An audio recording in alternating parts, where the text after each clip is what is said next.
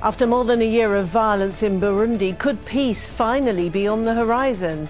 Talks are underway in Tanzania to try to find a solution to the political crisis. But will that be possible without the main opposition? And what impact will this have on the region? This is Inside Story.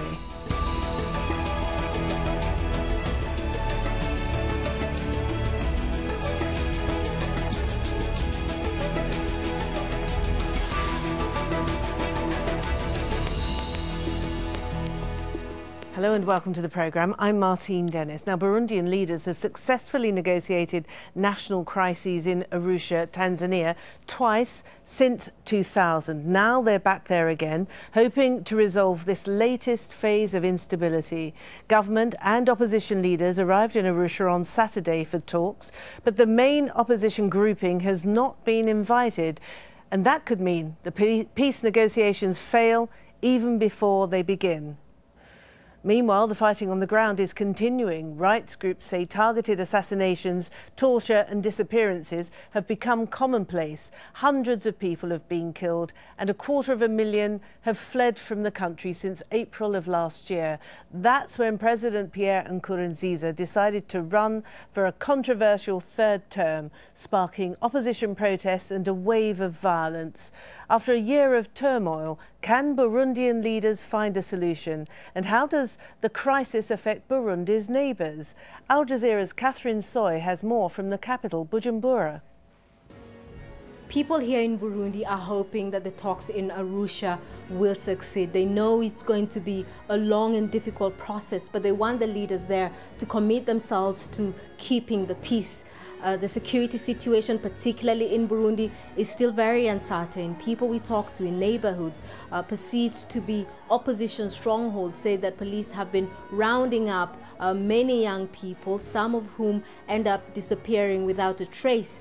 Top government officials and security forces are also being targeted by unknown groups. Now, the government blames some opposition parties and Burundians in exile for arming people.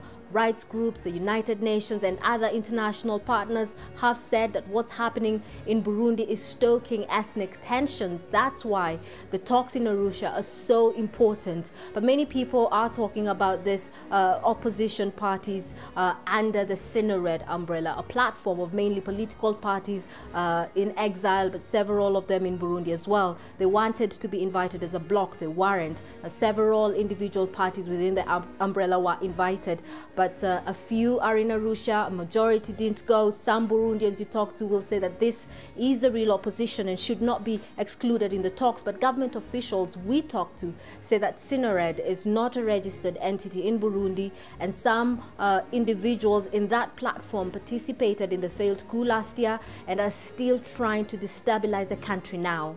Catherine Soy in Burundi for the Inside Story.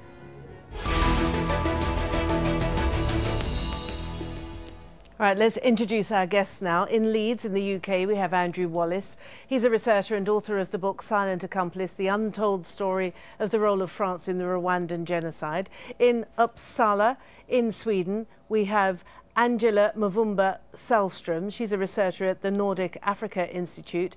And in Oslo, in Norway, joining us on Skype, we have Izere Izobukiza. Now, he's a Burundian political activist. Thank you all for joining. But Izere, can I start with you and ask you why you've asked us to obscure your identity and why we're using a pseudonym?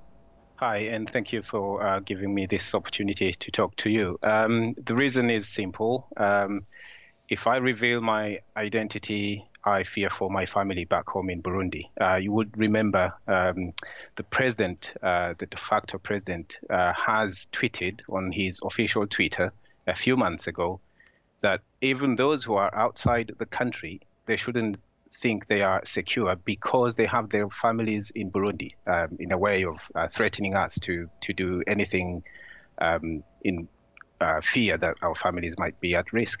So that's why I'm staying anonymous. So from what you know from back home, from your friends and family, what is the situation on the ground? What is life like for ordinary Burundians? I would say fear. Fear is what you hear when you talk, when you call someone there's no hope for tomorrow. No one knows who will be the next target. I know many people who are under hiding. I know many people who've lost, myself have lost friends that we know. People are abducted every single day from those areas that are so-called protesters' strongholds. People are abducted. You need to be a youth. You need to be known to have protested against the third term of the current president, and then you'll be the target for the militia, for the youth militia, for the police. So there's prevailing fear. There's hiding. We all feel under siege. OK, and Angela in Uppsala, you've recently been in Burundi, I understand.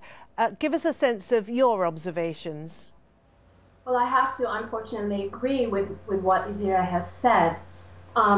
During the day in Bujumbura, in the capital, people go about their business and they've tried very much to carry on with normal life. But at night, those living in the so-called opposition stronghold areas do fear for their lives. Even if they're not politically active, just the idea that you'll have perhaps militia groups affiliated with one party or with more and more with the ruling party, with the CNDD-FDD. And Angela, in the main, who constitutes the opposition? We keep talking about this opposition, but who are they? Well, I think they're a combination of older political parties. So some opposition that's in government, like UPRONA, which is an old political party and previously the ruling party before this dispensation.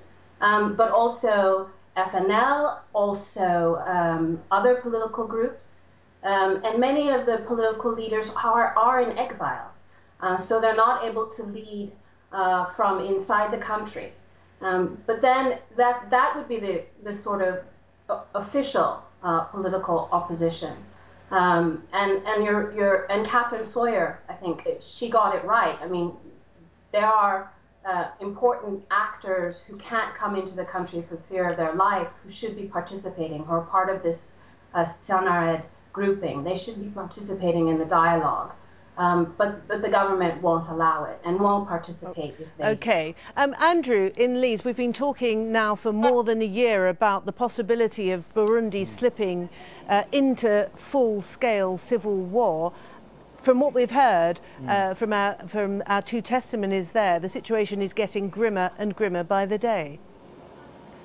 I think that's true, and just since these talks started in Arusha today, there's reports coming out of International Red Cross doctor being killed and his wife very badly injured by unknown assailants.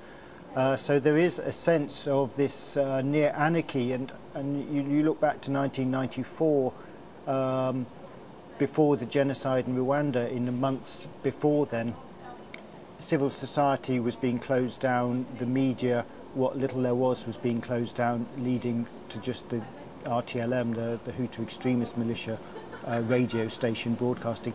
All these things are coming to pass again. And what you have really is this is a political problem with Nkurunziza in power, but more and more he is using this ethnic polarity and a long, long history of ethnic problems in the country. And he's using this really with his hardliners around him to hang on to power and really to try to gain the majority Hutu support, I think, by scapegoating the minority groups, whether they are ethnic Tutsis or whether they are Hutu moderates. And that is really, in the short and medium term, it's highly dangerous. Indeed. All right, you've introduced the ethnic dimension to this crisis, but we'll come back to that. In the meantime, let's have a look at the current talks, because Arusha is a fitting venue for this week's talks. That's where the agreement, which ended 12 years of civil war in Burundi, was drawn up, 10 years ago, and it's where the Arusha Peace Accords were drawn up back in 2000. Now, that agreement between the Hutu and Tutsi groups has largely defined Burundian politics ever since. It created an ethnic quota system for state institutions to help Burundi avoid more conflict. Now, the country is 85% Hutu and roughly 15% Tutsi, which has been a source of violence in the past. The Arusha Accords also established the two-term presidential limit that Nkurunziza defied last year. Now, some critics, including the International Crisis Group, for instance, they say the government is trying to bring the Arusha Accord to an end. Now, Andrew, the opposition want Nkurunziza out. They say that this current third term is completely illegitimate and Nkurunziza isn't going. So what is there to talk about in Arusha? Well, not a lot, because while the government can continue to choose who it talks to, as earlier, the talks earlier in the year, which President Museveni was meant to be enabling, while the Burundian government really chooses who it talks to, and indeed Willie Nwitwe, the government spokesman, said on Thursday, there's nothing to discuss. We have a democratic government, we have a democratically elected president, what's to discuss? So when you've got the regime saying that 2 days before the talks start, it's not really an open talks that you would hope for and which are desperately needed, where all parties can get round. Really, we need the opposition, which is so fragmented, to come together and to actually know what the opposition demands are, which are, besides Nkurunziza stepping down. And we don't know what shape they want Burundi to be afterwards, and that's also an issue. Angela, so this grouping, this umbrella grouping, Sinared, that comprises civil society leaders as well as some opposition parties, some former leaders of the country. They haven't been included in this current process. It sounds like that might be a bit of a mistake. I think it is a mistake, but in April, the dialogue was supposed to start also. And when that was in the middle of April, and there was another problem then, which was that the government said, we haven't been given our invitation to attend the dialogue, which is, you know, that was not necessarily, we don't know if that was the case, and it seemed kind of like a ridiculous thing. It was perhaps a technical error or some small hiccup in the matter of 24 hours when invitations were being distributed. So they postponed the talks. So what's happening is that the government is often willing to say, we won't come to Arusha, we won't sit down and talk.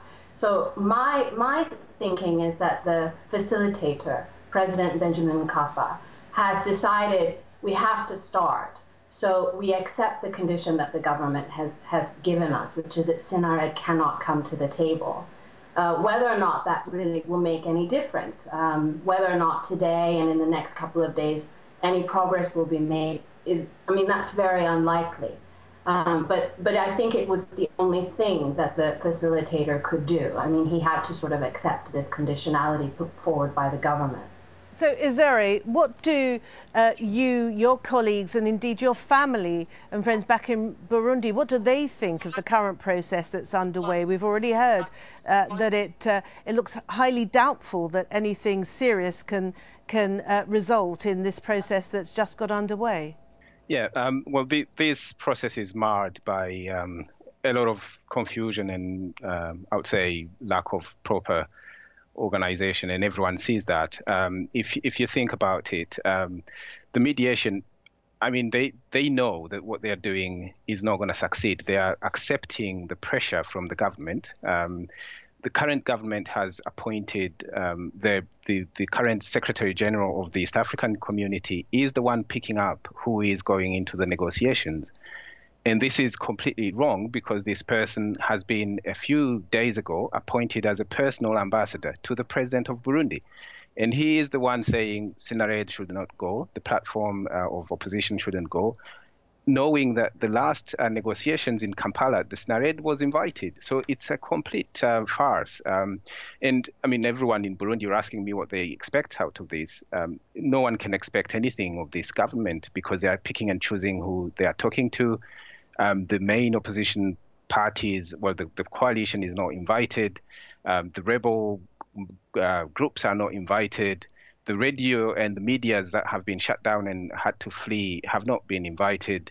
the main key civil society people who called, when you were asking, sorry to go back to that, when you were asking about who is the opposition, we have to remember that the protests that started were not necessarily called by the opposition parties per se. This was a citizen movement, the Halt au Troisième Mandat, which is Stop the Third Term movement, that galvanized all the youth in the country to come against this third term. They have not been invited.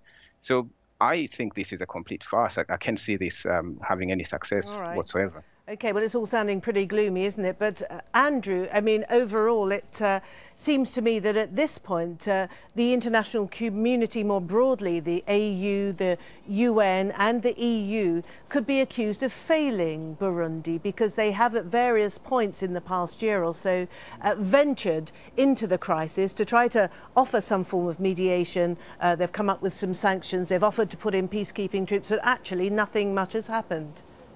Well, absolutely. I mean, it's only a few months since Samantha Power, the US ambassador to the UN, said herself, Burundi is going to hell, her words. And she described the UN response as pretty pathetic. And I think nothing has really changed. That was in December after the massacres had taken place. And what's changed 4 months on? Really nothing. You know, there is still no dialogue, as she said. There is still no UN presence. And there seems to be no contingency planning. What seems to be the case is the international actors, whether it's the UN, or the regional actors, the AU, the EAC, they don't seem to have any particular idea of how to put pressure on the Burundian government, apart from a few targeted sanctions, that will actually push the Burundian government into reopening the media, reopening civil society, starting proper talks with the opposition, even those they don't like, and to cease this ethnicization of this political problem, which is bringing in regional actors like Rwanda and even the DRC into this quagmire. You know, we have had no progress in several months now. And, you know, going to hell, whether it's in the short term or the medium term, will continue unless the international community get to grips with this. And Angela, so Andrew's already pointed to the real underlying fault line of the conflict, which everybody fears is going to rise to the surface, that of the ethnic division between Hutus and Tutsis.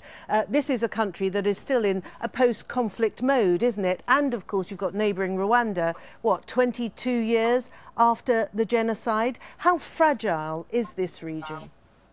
I think it's much more fragile than we can't really, it's much more fragile than I thought. A year ago, when I would meet with Burundians in Burundi, they would emphatically state that this was not there was no ethnic dimension. This was about the third term and democracy and adhering to democratic principles. And I still think that by and large, ethnicity hasn't really come into play. I think the average Burundian doesn't really want to play upon ethnicity in order to gain an advantage, for example, from his or her neighbor. But ethnicity is being instrumentalized, and so as someone has said, you know, the polarization both within the ruling party, amongst hardliners against the more moderates, has created ethnic polarization inside the party. It's all inside the government, and also I think that a lot of young Tutsi are living in these opposition strongholds, and so they're facing the brunt of the repression from the government. So there is another sort of de facto ethnic dimension in that regard, and as things continue, things will become much more sort of intensified and polarized. Okay. All right. I'd like to just say that I'm convinced that the international community has very limited tools to solve the problem right now. I think that there are very few tools that the region can bring to bear on this situation. I think that there needs to be a lot more mini dialogues, so dialogues with different parts of the opposition and with the government. Okay, Ezere, in Oslo, we've concentrated on a lot of the allegations against the government-aligned forces in Burundi. But what about the opposition? The opposition also stands accused of carrying out violent acts pretty randomly as well. Do you think the opposition has the appetite to put a pause to its violent acts in order to give dialogue a chance? I believe so. Of course, in every movement, you'll have some hardliners or extremists who are going the wrong way. But all the known opposition, even the armed opposition groups, have always said, we want talks, we want to negotiate, we want to discuss with this government. I haven't seen that in many places. So there is a willing to negotiate, and I do believe if the government came clean, they will have a partner to negotiate with. The one thing that I think, although I agree with most of Angela said, the saying that there is very few tools right now, I don't completely agree. But because you will see that it's a question of perception. Everyone says if there were 1,000 people dying a day, the UN will descend in, or someone will send forces. It's a question of perception because the government has known that they're killing a few people and hiding others. So 5 a day or 10 a day rather than 100 or 1,000. So why would it be possible if there is 1,000 dying, the intervention would be possible? So there are tools. It's a question of realizing how terrible the situation is for people to intervene. Okay, Andrew, so Ezere suggesting that it's because the numbers aren't high enough that the crisis in Burundi hasn't engaged the international community sufficiently. Is sending in peacekeeping troops, is that the answer? Would that be one of the answers that could possibly ameliorate the situation? Well, we've had the UN and indeed the AU just a couple of days ago saying that some sort of international police force should be going in there, which Burundian government is saying, well, they'll accept, maybe the smallest number, maybe 50 or so, which clearly is so totally inadequate as to be useless, which is possibly why they would agree to it. You do need to have an observation force on the ground seeing what's going on, which will make a big difference, I believe. You can have an international police force on the ground. Again, that's not a military intervention, that is a police force, which both in Bujumbura and in the countryside. But you're talking hundreds, if not thousands here, which would be needed to make a difference, and under a mandate, which was never the case in Rwanda in '94, which will allow them to intervene, I believe. I don't think just some sort of observational body, police body, is going to be enough. And the UN and the AU have the ability to do that and to put pressure on Nkurunziza and his hardliners to let that police body take part. Okay. And this remains to be seen, I think. All right, well, we are running out of time, I'm afraid. And so can I give the last word to Ezere? It's been a pretty gloomy programme, I'm afraid. Nobody seems to be terribly optimistic about the prognosis for your country. But what are your ideas about the talks, whether they can yield at least a glimmer of hope, at least a structure, perhaps, for dialogue? Unfortunately, I have to say I don't see a lot of hope in the current talks.